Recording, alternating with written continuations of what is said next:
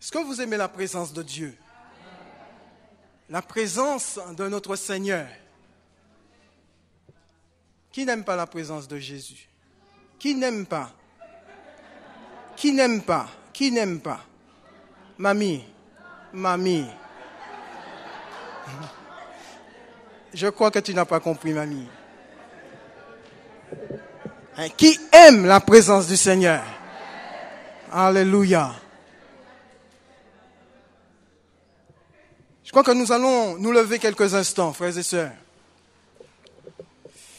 Peut-être ensemble invoquer le nom de notre Seigneur. Nous avons vraiment besoin de sa grâce. Sans la grâce de Dieu, frères et sœurs, nous ne pouvons rien faire. Sans la présence de la personne du Saint-Esprit, nous ne pouvons rien faire. J'ai besoin de la grâce de Dieu. Et tous les jours de ma vie, et je prie, Seigneur, je lui dis, Seigneur, fais-moi grâce. Fais-moi grâce, Seigneur, j'ai besoin de ta grâce. Nous allons, frères et sœurs, quelques instants, invoquer le nom du Seigneur ensemble. Amen. Alléluia. Ne restons pas muets, quelques instants. Prions le Seigneur.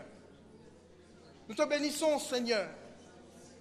Et nous te rendons toute la gloire, notre Dieu, notre Père.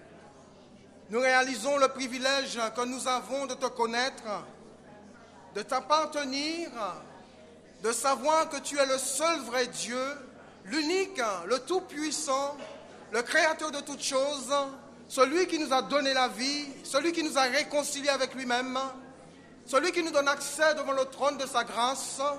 Seigneur, quelle grâce, quel Seigneur privilège ce soir que nous avons de pouvoir nous réunir autour de ta personne, afin de te louer, afin de te célébrer, afin de t'honorer, afin de te dire combien tu es grand, Seigneur, combien tu es merveilleux, Seigneur, combien tu es digne d'adoration, Seigneur, combien tu mérites la louange, la gloire, la reconnaissance de nos cœurs, Seigneur, parce que ton sang a coulé, notre Dieu, à la croix du Calvaire, pour nous purifier de tout péché, de toute iniquité. Seigneur, tu as fait de nous des fils et des filles de Dieu, et nous sommes reconnaissants ce soir, Seigneur, pour ton immense amour manifesté à la croix du Calvaire.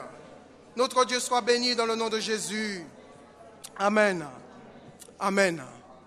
Amen. Vous pouvez vous asseoir. La parole de Dieu est pleine d'histoires. D'histoires qui réjouissent notre cœur. D'histoires qui sont là pour nous soutenir, pour nous relever. Bien souvent, nous sommes découragés, nous sommes au plus bas. Mais la parole de Dieu reste sa parole, prête à nous relever. Lorsque nous plongeons nos regards dans cette parole de vérité. Je voudrais ce soir, frères et sœurs, au travers de l'évangile de Luc, vous dresser un cadre dans lequel se trouve un merveilleux tableau que Luc est en train de nous dépeindre. Et je crois que Luc, au travers de ce tableau, va pousser le lecteur à regarder attentivement à l'intérieur pour en sortir les richesses spirituelles qui y sont cachées. Dieu est capable de révéler à ses enfants les richesses merveilleuses de sa parole. C'est la raison pour laquelle la parole de Dieu nous dit, sans la grâce de Dieu, sans l'Esprit de Dieu, nous ne pouvons rien faire. Et combien nous avons besoin, frères et sœurs, du Saint-Esprit dans nos vies. Faire confiance à la personne du Saint-Esprit pour nous révéler les précieuses richesses de la parole de Dieu. Je voudrais lire avec vous dans l'évangile de Luc au chapitre 7 et lire les 10 premiers versets. Luc, chapitre 7 et les 10 premiers versets.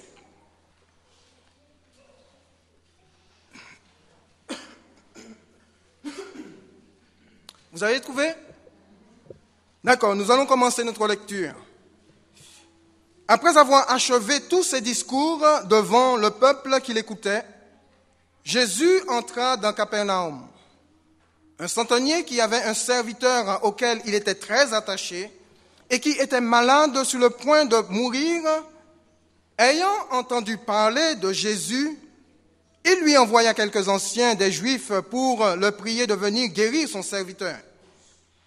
Ils arrivèrent auprès de Jésus et lui adressèrent d'instantes supplications, disant, « Il mérite que tu lui accordes cela, car il aime notre nation, et c'est lui qui a bâti notre synagogue. » Jésus, étant allé avec eux, n'était guère éloigné de la maison quand le centenier envoya des amis pour lui dire, « Seigneur, ne prends pas tant de peine, car je ne suis pas digne que tu entres sous mon toit. C'est aussi pour cela que je ne me suis pas cru digne d'aller en personne vers toi. Mais dis un mot et mon serviteur sera guéri. Car moi qui suis soumis à des supérieurs, j'ai des soldats sous mes ordres, et je dis à l'un va et il va, à l'autre viens et il vient, et à mon serviteur fais cela et il le fait. » Lorsque Jésus entendit ces paroles, il admira le centenier et se tournant vers la foule, il le suivait. Et il dit, « Je vous le dis, même en Israël, je n'ai pas trouvé une aussi grande foi. » De retour à la maison, les gens envoyés parmi les centeniers, par le centenier, trouvèrent guéri le serviteur qui avait été malade. Amen. L'histoire que Luc nous raconte se déroule à Capernaum. Jésus va entrer dans cette ville après avoir achevé ses discours devant le peuple qui l'écoutait. Et Luc conduit le lecteur, Luc nous conduit dans le vif du sujet en nous présentant le besoin d'un homme malade et en mettant en avant son maître. Comment voir la gloire de Dieu? Est-ce que vous avez envie de voir la gloire de Dieu? L'Église est destinée à voir la gloire de son Dieu. Toi, mon frère, toi, ma sœur, en tant qu'enfant de Dieu, vous êtes destinés à voir la gloire de Dieu. Malheureusement, ce sont les inconvertis qui, bien souvent, voient davantage la gloire de Dieu. Mais Dieu désire que nous, ses enfants, que vous, son peuple, vous puissiez expérimenter sa gloire. La gloire de Dieu est pour vous, frères, et pour vous, sœurs. C'est pour l'Église, c'est pour le peuple de Dieu. Et il est hors de question qu'aujourd'hui, je ne dis pas l'Église, mais que peut-être vous, d'une manière individuelle, que vous ne voyez pas la gloire de Dieu dans votre vie ou même au travers de votre vie. Je crois que, frères et sœurs, nous voulons tous voir la gloire du Seigneur au milieu de nous. Et beaucoup, certains même, désirent la voir au travers de leur vie. Et ce n'est pas un mal en soi. Ce soir, nous allons nous arrêter sur cet officier romain qui va nous révéler comment voir la gloire du Seigneur. Je crois qu'au travers de sa vie, il y a 3 éléments qui sont indispensables et qui nous permettront de voir ou de comprendre comment nous pouvons aujourd'hui voir la gloire du Seigneur au milieu de nous ou au travers de nos vies. Le premier élément pour voir la gloire de Dieu ou la gloire de notre Seigneur au milieu de nous ou au travers de son Église, il est indispensable d'aimer. L'amour, frères et sœurs, est indispensable pour voir la gloire du Seigneur. Le centenier romain était rempli d'amour. Quand vous regardez ce tableau qui nous est peint par Luc, vous constatez que cet homme aimait. Et qu'est-ce qui nous permet de comprendre qu'il aimait?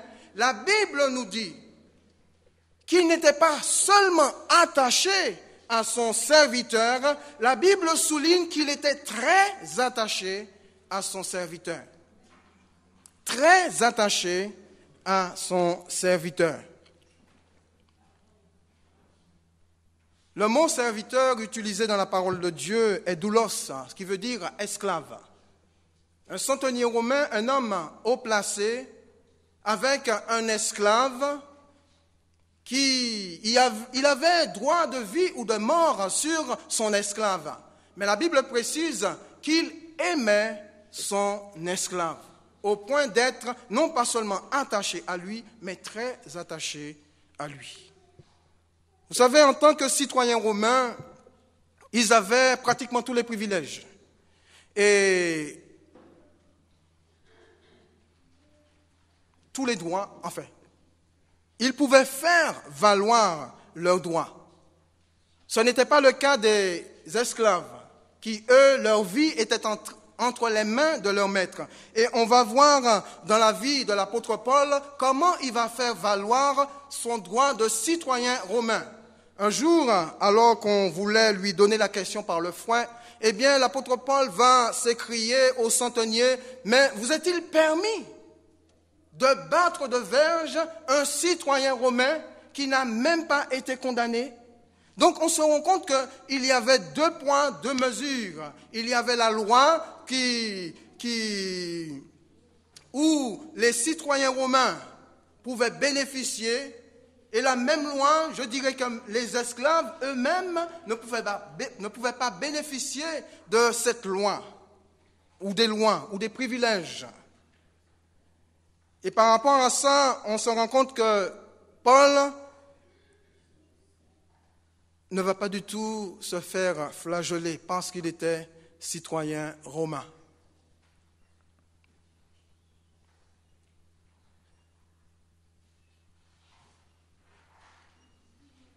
Le centenier était très attaché à son esclave. Vous savez, frères et sœurs, quand vous êtes attachés à quelqu'un, c'est déjà la manifestation de votre amour pour cette personne. Le père qui est attaché à son fils, il manifeste de l'amour pour son fils. Le mari qui est attaché à sa femme, il manifeste de l'amour pour sa femme. La femme qui est attachée à son mari, vice-versa, manifeste de l'amour. Mais quand le mari ou la femme est très attaché, ça veut dire beaucoup.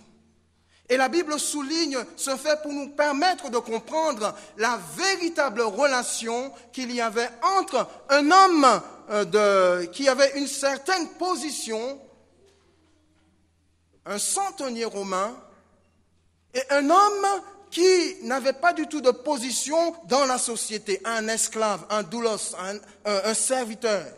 Et la relation qu'il y avait entre le centenier et son esclave était une relation d'amour. Le centenier aimait son serviteur. Et je suppose l'amour était réciproque entre le serviteur et le centenier et son serviteur.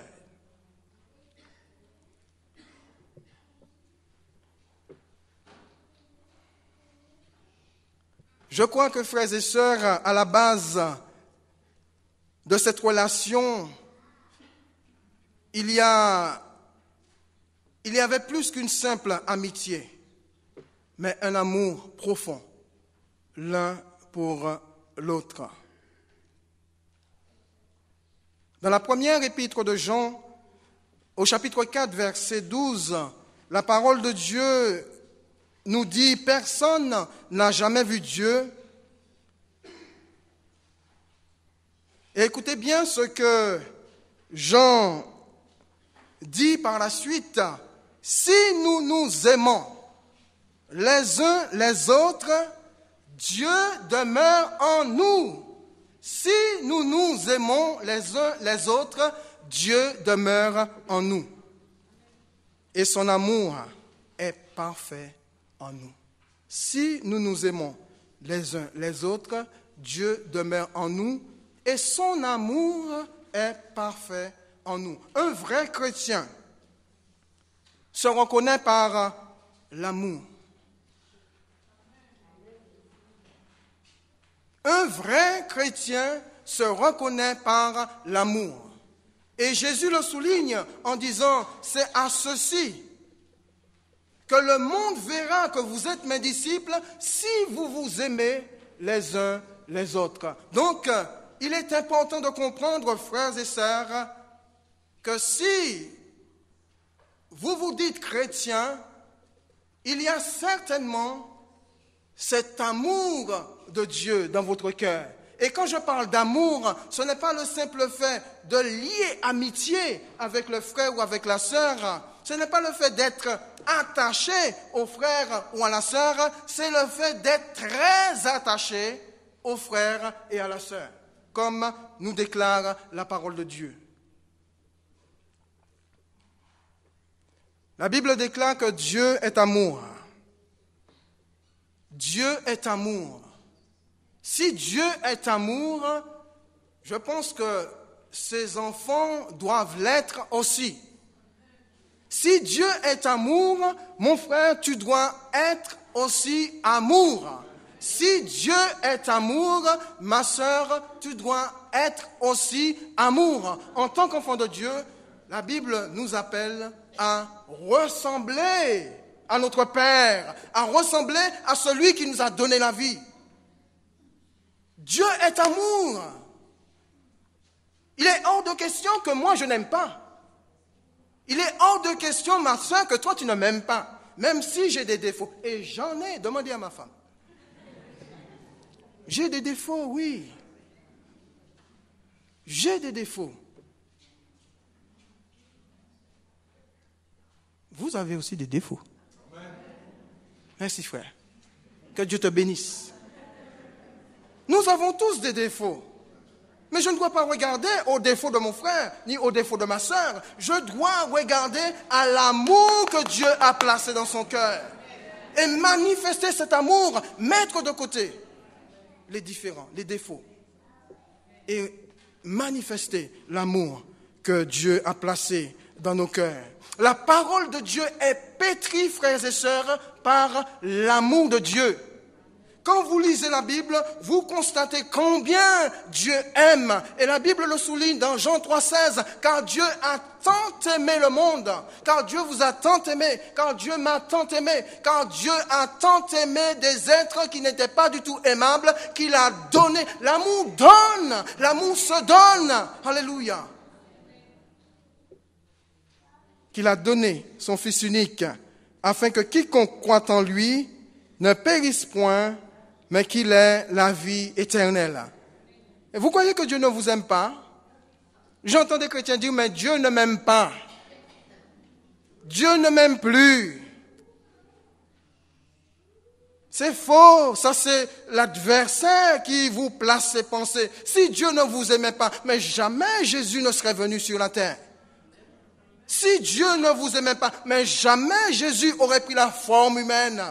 Si Dieu ne vous aimait pas, mais jamais Jésus aurait pris sur lui le poids de vos péchés, le poids de nos iniquités. C'est par amour que Jésus a quitté sa gloire céleste pour venir prendre sur lui nos iniquités. On voit dans le cœur de ce centenier de l'amour. Et je voudrais, frères et sœurs, et Dieu voudrait, frères et sœurs, voir le même type d'amour dans nos cœurs. Vous vous rendez compte, ce centenier n'était même pas converti. Il manifestait déjà l'amour de Dieu. À plus forte raison, nous qui sommes chrétiens, nous qui sommes convertis. Dieu nous a arraché ce cœur de pierre que nous avions autrefois pour nous donner un cœur de chair. Pourquoi? Pour que nous puissions aimer. Pour que nous puissions aimer, frères et sœurs. L'amour est indispensable. Je ne crois pas que quelqu'un ou un chrétien qui n'a pas d'amour dans son cœur, qui est son frère, qui croit qu'il va entrer dans le ciel. Le ciel, c'est un lieu où règne l'amour.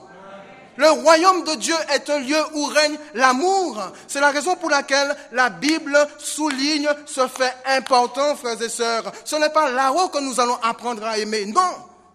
C'est ici-bas dans nos contacts, dans nos relations les uns avec les autres. Nous n'avons pas les mêmes caractères, nous n'avons pas les mêmes personnalités, mais nous, dans nos relations, eh bien, nous allons apprendre à nous aimer. Pas avec le poing. Vous savez, il y a des gens qui s'aiment, mais avec le poing. Je t'aime mon frère, mais attention, boum. Je t'aime ma soeur, mais attention, boum. Peut-être pas avec les poings, mais avec la langue.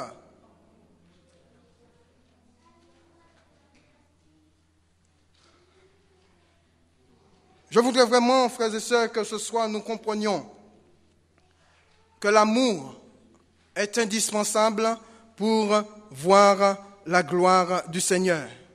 La Bible nous dit que par amour, Jésus s'est dépouillé lui-même en se rendant semblable aux hommes, en prenant la forme de serviteur, dans Philippiens chapitre 2, verset 7. Par amour. Vous vous rendez compte, Jésus, avant son incarnation, il était dans la gloire. Dans la gloire. Sa position élevée. Et nous étions ici-bas comme, je dirais, des esclaves, puisque la Bible nous dit que nous étions esclaves avant de connaître le Christ, avant de connaître Dieu au travers du Christ. Mais Jésus n'a pas hésité de quitter sa position céleste pour venir sur cette terre au même niveau que nous, afin de nous réconcilier avec Dieu. Quel amour! Quel amour! Est-ce que vous pouvez comprendre ce type d'amour? Non, frères et sœurs, non. Personnellement, je ne peux pas du tout comprendre. Pourquoi Jésus m'aime autant? Mais je sais qu'il m'aime. Et j'accepte son amour.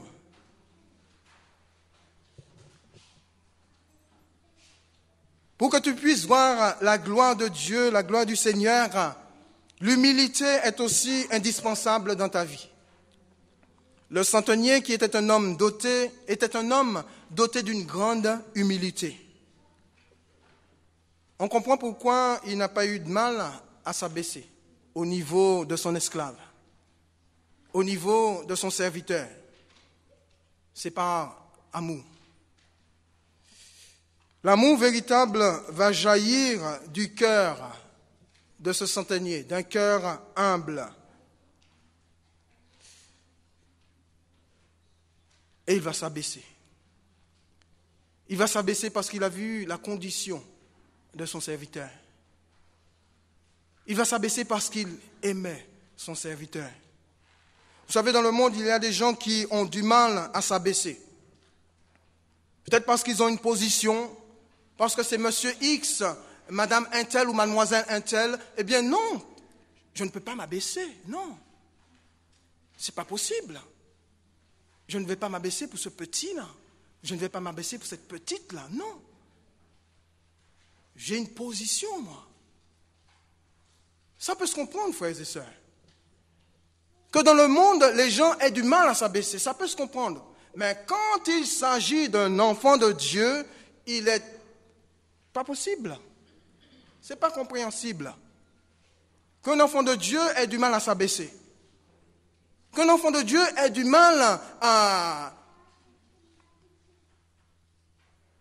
se mettre au même niveau que les autres ou à regarder les autres avec dédain, comme font les gens du monde, de la tête aux pieds, comme si, pour moi, tu n'es rien. Moi, je suis quelqu'un. Mais si tu es quelqu'un, c'est par la grâce de Dieu. Si tu es devenu quelqu'un aujourd'hui, c'est uniquement par la grâce de Dieu. Et ça ne sert à rien de regarder les autres de la tête aux pieds, comme pour le mépriser. Le centenier qui avait une position n'a jamais regardé son esclave de la tête aux pieds. Il s'est abaissé, il s'est humilié, il s'est mis au même niveau parce qu'il aimait, parce qu'il était humble dans son cœur. La parole de Dieu, frères et sœurs, nous appelle à avoir cette même attitude de cœur. Voici ton roi, nous dit la Bible. Il vient sur le petit d'une ânesse. humble de cœur. Humble de cœur. Jésus s'est dépouillé. Il a manifesté son humilité, son humiliation, alors qu'il n'était pas obligé. Il n'était pas du tout obligé, mais pourtant il s'est humilié, il s'est dépouillé, se rendant semblable aux hommes. Qui sommes-nous? Qui je suis? Pour ne pas m'humilier, pour ne pas m'abaisser, ou pour regarder les autres comme étant au-dessus de lui. Je pense à cet homme qui, dans la prière, les deux hommes qui montaient dans le temple et qui priaient, et Jésus donne cette histoire, je crois que c'est dans Luc chapitre 18, où il nous a dit que deux hommes sont là dans le temple et sont en train de prier. Là, la prière n'était pas audible, parce que Dieu connaît nos cœurs, Dieu connaît nos vies. Et bien souvent, frères et sœurs, quelquefois nous voulons crier. Quoique Dieu ne nous entend pas, mais Dieu nous entend. Même les soupirs de nos cœurs, Dieu entend. Quelquefois, ça ne sert à rien de crier dans la prière. Dieu voit, Dieu entend. Lisez cette histoire et vous allez comprendre que le pharisien et le publicain, la Bible nous dit que le pharisien priait, non pas fort, mais priait dans son cœur. Oh Dieu, je te remercie de ce que je ne suis pas comme les autres hommes. Je donne ceci, je donne ma dîme, je donne des offrandes, je bénis, je fais ceci, je fais cela. Et même comme ce publicain, le pauvre qui était là, heureusement qu'il n'a pas prié fort parce que ça l'aurait découragé. Ça l'aurait affaibli, ça l'aurait peut-être même piétiné. Mais Dieu connaît nos cœurs. Dieu sait ce qu'il y a dans nos cœurs. Et si Dieu nous demande d'avoir de l'amour et de manifester cet amour et d'être humble, il sait bien pourquoi, parce qu'il désire manifester sa gloire au milieu de nous. Et de l'autre côté, l'homme, le publicain, n'osait même pas lever les yeux vers le ciel et a commencé à frapper sa poitrine et à s'humilier devant Dieu. Et Jésus dit que celui qui a été exaucé, c'est celui qui s'est abaissé, celui qui s'est humilié, celui qui s'est élevé et reparti sans recevoir de Dieu. Et je pense que même sa prière a été une abomination. Notre centenier était un homme généreux. On voit qu'il avait fait construire la synagogue juive. Il donnait. Il donnait. Il aimait. Et quand on aime, on donne. Il était humble. Et l'humilité nous pousse à donner. Et l'œuvre de Dieu a besoin, frères et sœurs, d'hommes et de femmes généreux. Je crois que nous avons besoin de toucher par l'évangélisation les gens qui, par la suite, vont aimer l'œuvre de Dieu comme ce centenier qui aimait l'œuvre de Dieu en faisant construire une synagogue pour les Juifs. Nous avons besoin de toucher des hommes et des femmes qui, par la suite, de vraiment les toucher et qui, par la suite, vont aimer l'œuvre de Dieu et qui vont être généreux comme ce centenier. Mais pour cela, frères et sœurs, ce n'est pas en restant dans nos quatre murs que nous allons les toucher. C'est à l'extérieur, c'est au travers de l'évangélisation. Même si vous évangélisez individuellement, mais il est important que vous fassiez partie d'une équipe d'évangélisation. Il y a 4 groupes d'évangélisation. Je fais un petit peu la pub pour toi, Lucien. Non, c'est plutôt pour l'œuvre de Dieu. 4 groupes d'évangélisation. Est-ce que chacun d'entre nous ce soir est inscrit dans un groupe? C'est la question que je pose. Vous êtes le seul à pouvoir y répondre. Et si ce n'est pas le cas, c'est que quelque part, vous avez un autre regard sur ceux qui vous entourent. Un autre regard sur ceux qui vous entourent. Pas le même regard qu'avait le centenier. Lui, il voyait son serviteur à l'article de la mort.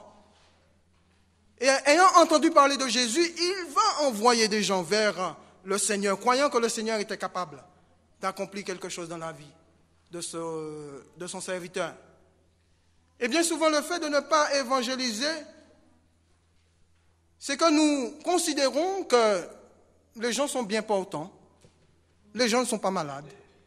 Peut-être physiquement, vous n'êtes pas malade, mais intérieurement, vous n'êtes pas bien portant. Vous êtes malade. Le péché nous rend malades. Et c'est à cause de cette maladie que Jésus a décidé de venir sur cette terre, pour nous guérir. Et si personne ne conduit ceux qui sont malades devant le Seigneur, ils resteront malades. Et nous aurons leur sang sur nos mains.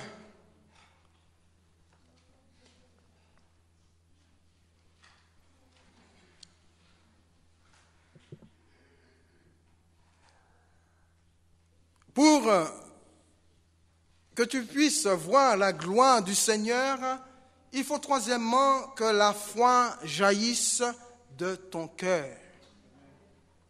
Il faut que la foi jaillisse de ton cœur. Au verset 3, il a dit, « Ayant entendu parler de Jésus », c'est parce qu'il avait entendu parler de Jésus, parler des œuvres glorieuses du Seigneur, il avait certainement entendu parler que Jésus avait guéri, que Jésus avait délivré, que Jésus avait ressuscité des morts. Et ayant entendu parler de Jésus, il va faire en sorte que le Seigneur vienne et intervienne dans la vie de son serviteur. Frères et sœurs, c'est important d'entendre parler de Jésus. Mais le plus important, c'est aussi de le voir à l'œuvre. Et je crois que l'Église, aujourd'hui, nous avons besoin, frères et sœurs, non seulement d'entendre parler de Jésus, mais de le voir à l'œuvre. Nous avons besoin de voir Jésus à l'œuvre. Nous avons besoin de le voir guérir. Nous avons besoin de le voir ressusciter les morts. Nous avons besoin de le voir toucher les lépreux et les purifier. Nous avons besoin de le voir faire marcher les paralytiques. Cela n'est pas impossible à Dieu. Jésus n'a pas changé, frères et sœurs. Il est le même hier, aujourd'hui et éternellement. Ce qu'il a fait dans le passé, Jésus le fait encore aujourd'hui. Mais pourquoi que nous ne voyons pas la gloire de Dieu au milieu de nous ou même au travers de nos vies?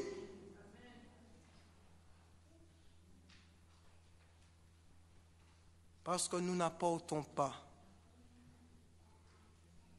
nos contemporains au Seigneur au travers de l'évangélisation. Nous n'allons pas à la rencontre de plus en plus de nos contemporains au travers de l'évangélisation. Cet homme avait la foi. Il va dire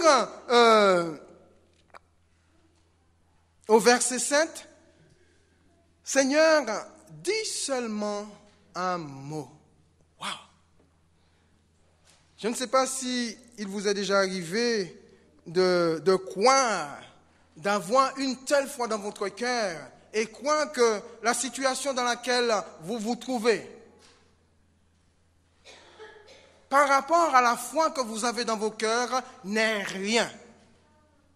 Seigneur, dis seulement un mot. Vous vous rendez compte? Regardons bien le cadre.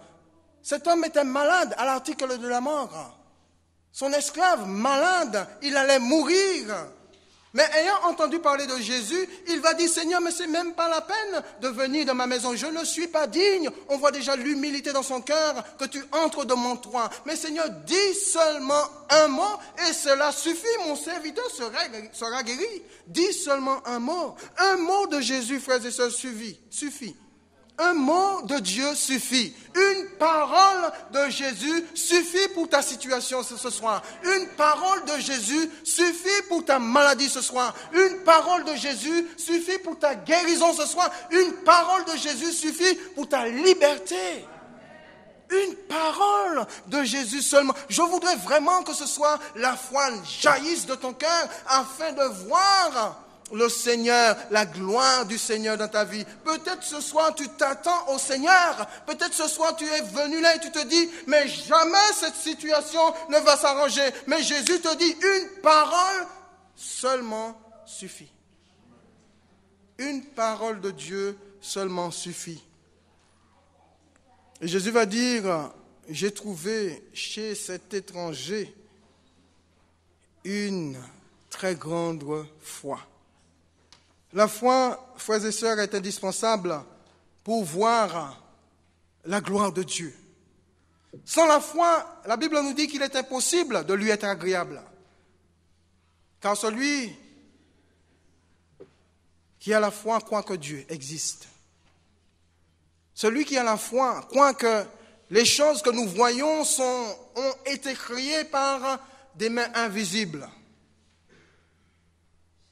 Et nous, en tant que chrétiens, nous avons la foi. Ou nous devrions avoir la foi si ce n'est pas le cas. Nous croyons que ce que nos yeux voient n'ont pas été créés par je ne sais pas quoi. Nous ne croyons pas que nous sommes des descendants de singes ou des poissons, non, mais nous croyons que nous sommes les descendants d'Adam et d'Ève ou de Noé, la suite. Parce que c'est Dieu qui nous a formés.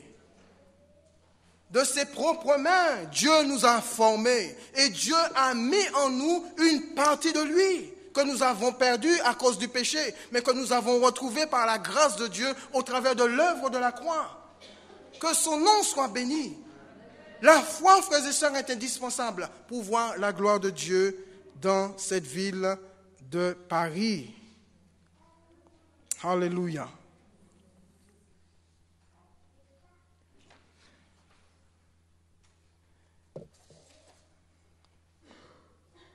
Je pense à l'histoire de cette femme cananéenne qui venait des contrées de Tyr et de Sidon et qui a supplié Jésus de venir guérir sa fille malade, ou sa fille qui était possédée.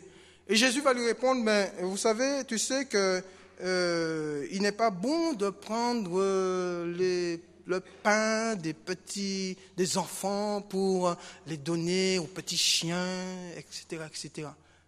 Mais cette femme a dit, mais Seigneur, même les petits chiens viennent manger les miettes qui se trouvent sous la table de leur maître. Même les petits chiens viennent manger les miettes qui tombent de la table de leur maître. Et Jésus va honorer la grande foi de cette femme et va libérer sa fille.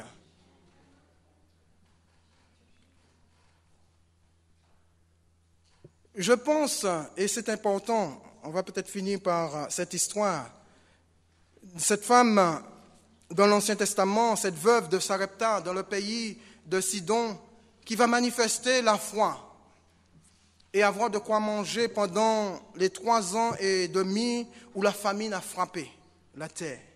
Et Jésus va se servir de cette histoire pour permettre à cet auditeur de comprendre combien la foi est indispensable. Combien la foi est indispensable. Il fallait avoir la foi. Lorsqu'Élie va dire à cette femme de faire juste ce qu'elle avait, ce tout petit truc de farine là, qu'elle avait pour un gâteau, pour peut-être une journée, une matinée, faire un gâteau pour elle et son fils, après quoi nous allons mourir, disait cette femme à Élie. Élie dit non, va, comme tu as dit, fais le petit gâteau et amène-le-moi. Vous imaginez si un pasteur dit cela à quelqu'un aujourd'hui? En supposant que ce soit toi, tu as juste de quoi acheter une baguette pour madame avec la petite fille là. Et moi, je viens te dire, non, et c'est la famine, hein. On se remet dans le cadre, dans le contexte, c'est la famine. Et que moi, je te dise, René, bon, va, achète ta baguette. Et amène-moi la baguette. Et moi, je mange. Je ne crois pas. Hein. Moi-même, j'ai 4 enfants. Hein. Enfin, nous avons 4 enfants. Ce serait quand même difficile. Mais je crois que c'est important quand même d'avoir la foi. Cette femme a eu la foi. Et la Bible nous dit, pendant toute la durée de la famine, elle a eu ce qu'elle devait avoir pour subvenir à ses besoins. Dieu a honoré la foi de cette femme. Et moi, je pense que ça me fait penser, frères et sœurs, à ces 3 ans et demi où, à la fin de la première année de la tribulation qui va durer 3 ans et demi, et les autres 3 ans et demi, où l'Antichrist va montrer son vrai visage et va vouloir qu'on l'adore, où il faudra avoir une marque pour manger, une marque pour acheter, une marque pour boire, une marque pour faire des affaires. Ce sera peut-être facile pour tous ceux qui prendront cette marque, mais que sera-t-il pour les chrétiens qui seront sur place? Ce sera un temps de famine. Même s'il y a de la nourriture, mais tu ne peux pas acheter, tu ne peux pas manger, un temps de famine. Moi, je crois que cette histoire est là pour nous permettre de comprendre, même dans les temps de famine, de disette, Dieu est capable de pourvoir à tous ceux qui lui font confiance. Et je pense aussi, dans ces temps-là, ceux qui seront présents, Dieu sera capable de les nourrir par la foi si ils lui font pleinement confiance. Conclusion, le centenier a vu la gloire du Seigneur Jésus au travers de la guérison de son serviteur parce qu'il aimait, au point de faire tout ce qu'il pouvait pour venir en aide à son prochain, même si c'était son esclave.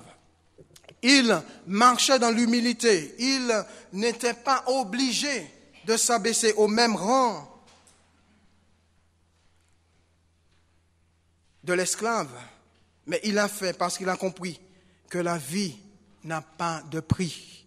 Et troisièmement, il a manifesté la foi parce qu'il croyait que Jésus pouvait renverser cette situation. Dans la mesure, frères et sœurs, où ces 3 éléments étaient réunis dans sa vie, Jésus s'est permis de guérir son serviteur. Et au travers de cette guérison, il a vu la gloire du Seigneur. Ces 3 éléments qui ont toujours été dans la vie de ceux qui nous ont précédés ou ceux qui ont été de glorieux instruments entre les mains du Seigneur, nous sont indispensables aujourd'hui pour voir la gloire de Dieu, que ce soit au milieu de nous ou au travers de nos vies. Frères et sœurs, la gloire du Seigneur n'est pas instantanée. Elle demande d'avoir une attitude. Elle nous demande d'aimer, de marcher dans l'humilité et de manifester la foi pour que le Seigneur puisse agir. Que Dieu soit béni. Prions quelques instants, s'il vous plaît, pendant que le pasteur arrive.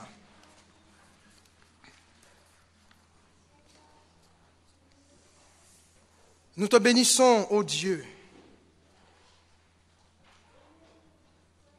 pour ta parole qui est esprit et vie. Ce soir, tu nous as montré, Seigneur, ton désir de manifester ta gloire au milieu de ton peuple. Tu nous as montré combien tu attends de nous l'amour, l'humilité et la foi.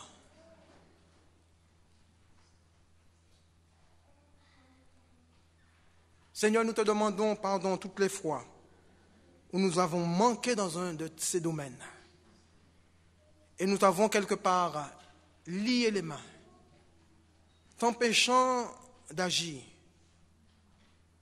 Ce que nous voulons ce soir, Seigneur, c'est de te voir agir au milieu de nous. Et s'il manque quelque chose dans nos cœurs, Seigneur, fais-nous grâce et aide-nous à ce que nos cœurs soient remplis d'amour, à ce que notre marche soit humble et à ce que nous puissions manifester la foi, Père, dans le nom de Jésus-Christ. Amen. Restons quelques instants Les yeux fermés, les fronts courbés.